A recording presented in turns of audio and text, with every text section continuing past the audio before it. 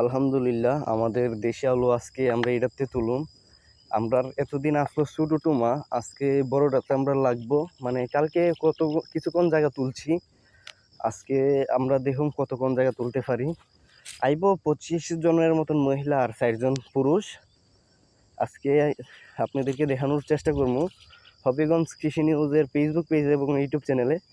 দ্বিতীয়ত হইতাছে লাইভ আমি দিতে পারলাম, আমার কিছু সমস্যার কারণে ইউটিউবে লাইভ দিতে পারবো না।